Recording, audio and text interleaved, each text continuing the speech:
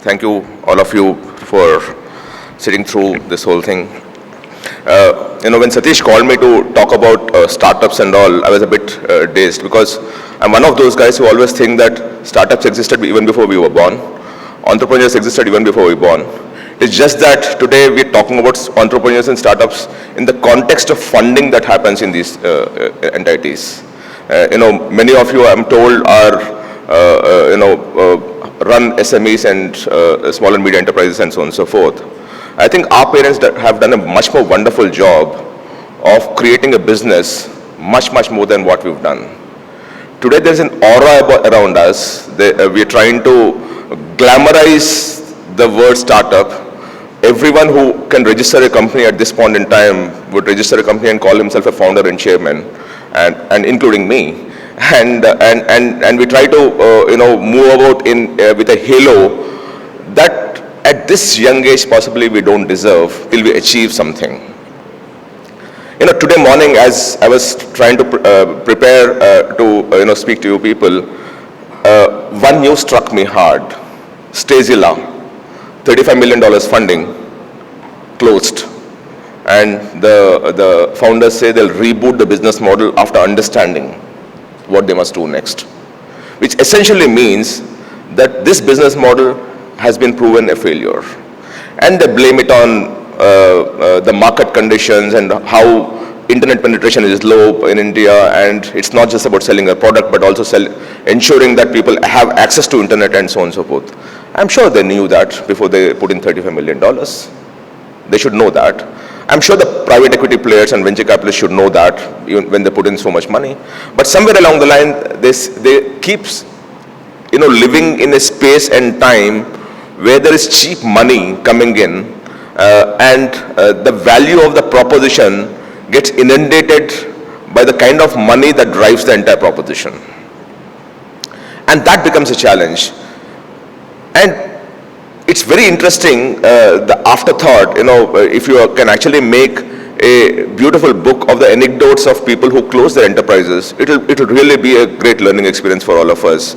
I think at this point in time, while we're talking about growth and fast-pacing the growth and so on and so forth, we should also understand how we can hold on to our enterprise and ensure that it survives before we even talk about anything else. Somewhere along the line, a good viable proposition is the key to the whole thing.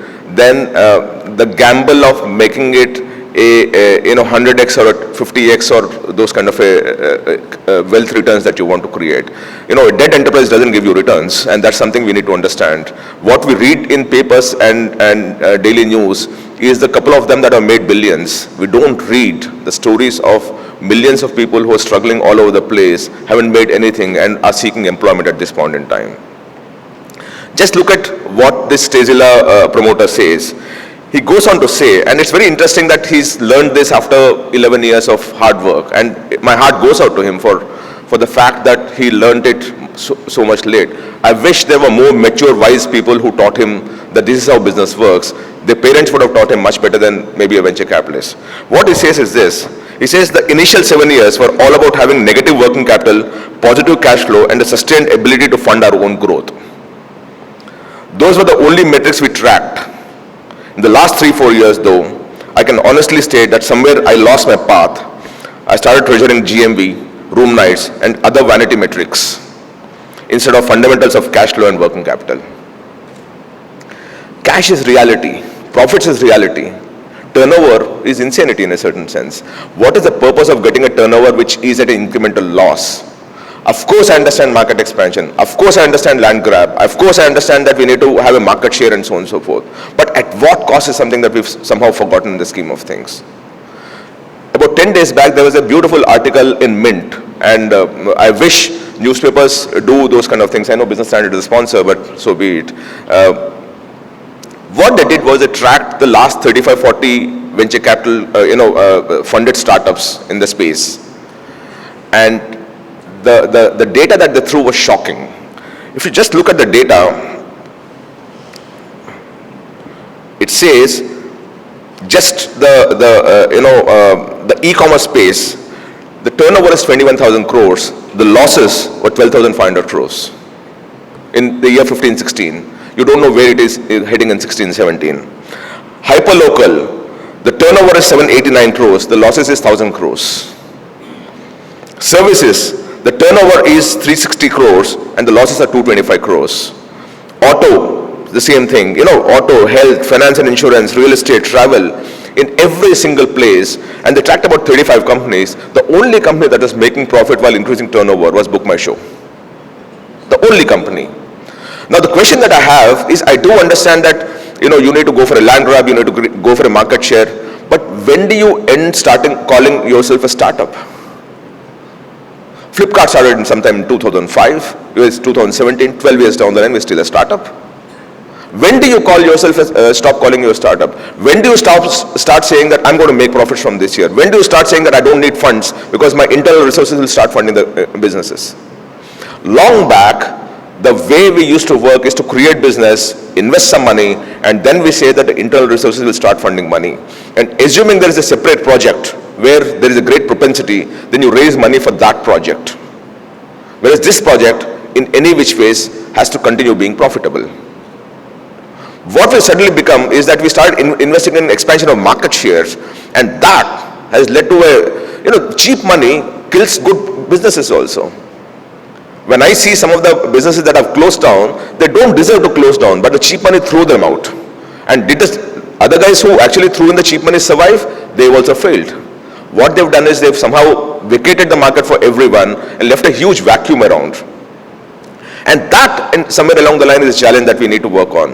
While we talk about pace of growth, how we can multiply our turnovers and how we can expand our market shares, we have to understand at what cost that is going to come. At some point in time, the cost of funding there can't be a zero cost to funding. There has to be a portion, about 12%, 14% cost to funding. And assuming you were to do that, a Flipkart would be valued at the amount of funding that happened over the last 12 years on them. Put a 12% cost on the cost of capital. Whereas the same VCs will talk about an 18% IRR. They'll talk about 18% ROI and so on and so forth. You try to impose them, the market cap of those companies will be lesser than them. I'm not for one moment saying that they've not created a fantastic platform. They've created a fantastic platform. When you talk about $5 billion turnover or $3 billion turnover, it's like 1,000 shopper stops that are being created. All in virtual world, with just logistics taking over everything else.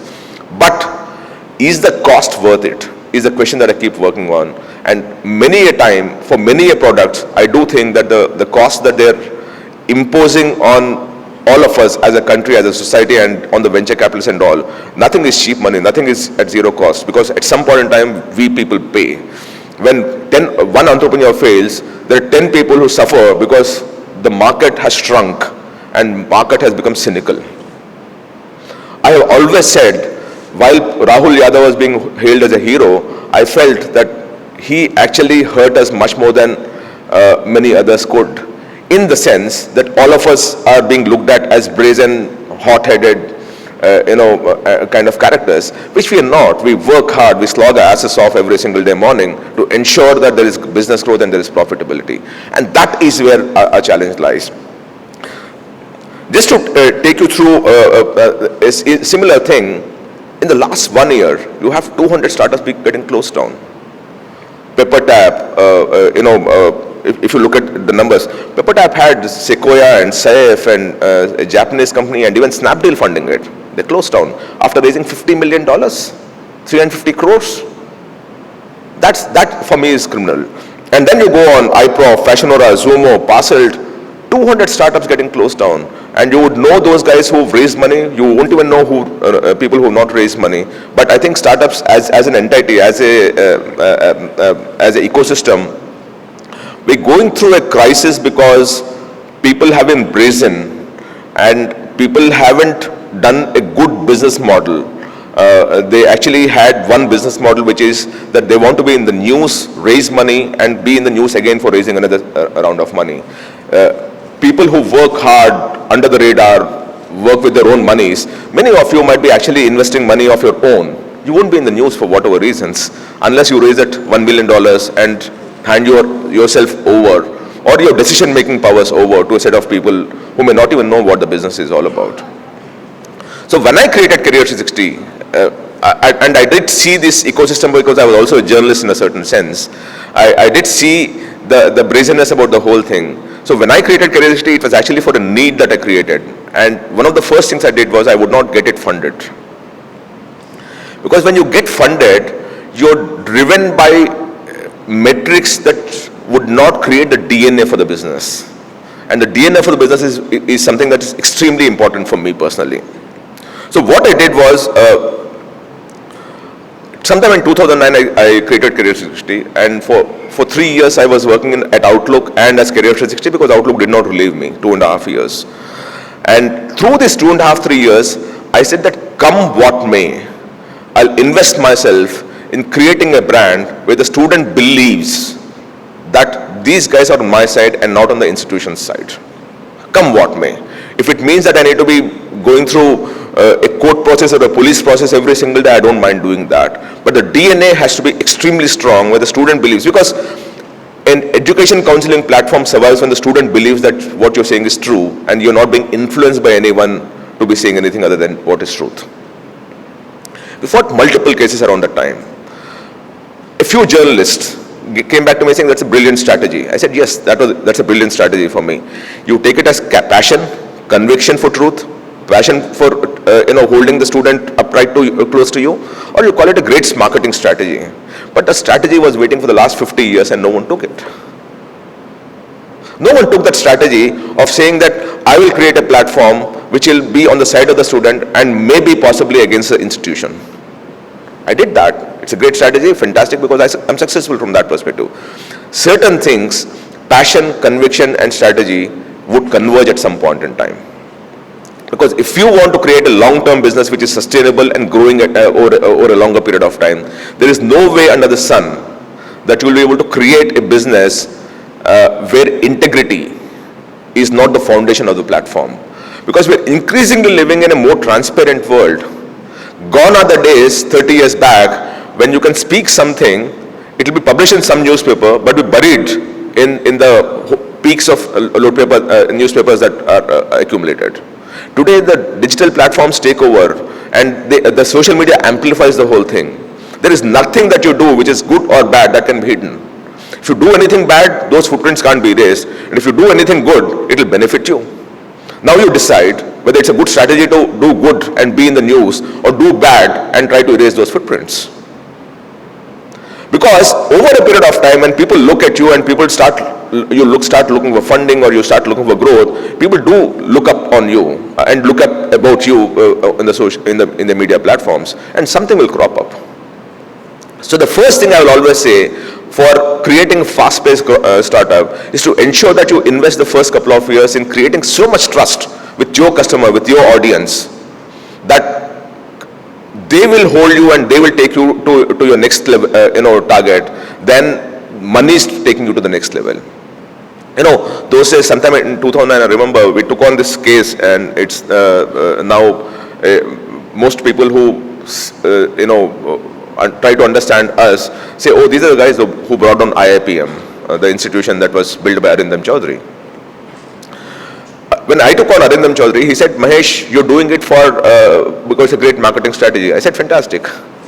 It's a great marketing strategy. Deal with it. But if it's only great marketing strategy, at some point in time, I'll leave it. I fought the case for 7 years. That's conviction. That's belief system that I would not let my audience be cheated by any fraudster anywhere in the world just because he thinks that's the way the legal system works. 7 years, 2.5 crores of my own personal money into the legal system, and that man doesn't exist. I continue to exist. And that is the thing that we need to invest in. At some point in time, we have to stop looking at Excel sheets. Yes, you must look at Excel sheets in terms of the business growth and those kind of things. But the belief system that on which the foundation on which the organization is created, that must be completely intact.